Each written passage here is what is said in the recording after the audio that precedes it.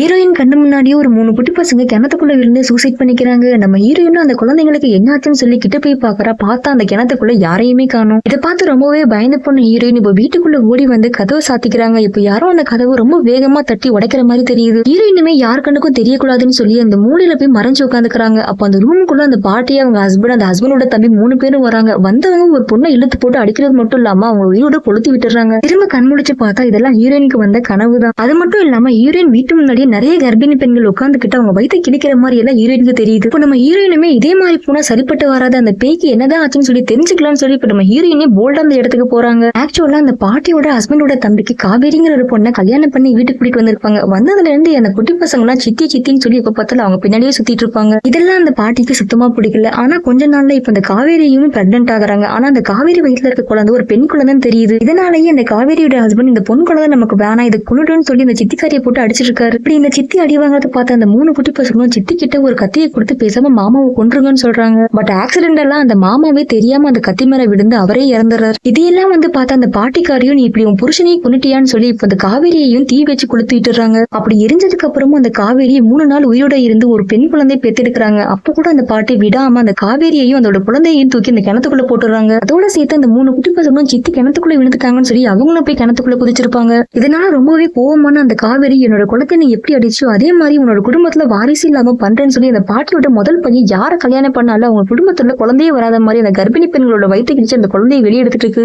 அந்த காவேரியோட வலியை புரிஞ்சுக்கிட்டதுனால நம்ம ஹீரோயினை மட்டும் விட்டு வச்சிருக்கு. அது மட்டும் இல்லாம இந்த பாட்டியோட முதல் பையன் தான் நம்ம ஹீரோனோட ஹஸ்பண்டாவே இருந்திருக்காரு. இப்ப ஹீரோயினுமே எனக்கு ஹஸ்பண்டே வேண்டான்னு சொல்லி அந்த இடத்தை விட்டு கிளம்ப போகுது அந்த 3 குட்டி பசங்க தான் இப்ப நம்ம ஹீரோயினுக்கு வழி காட்டுறாங்க.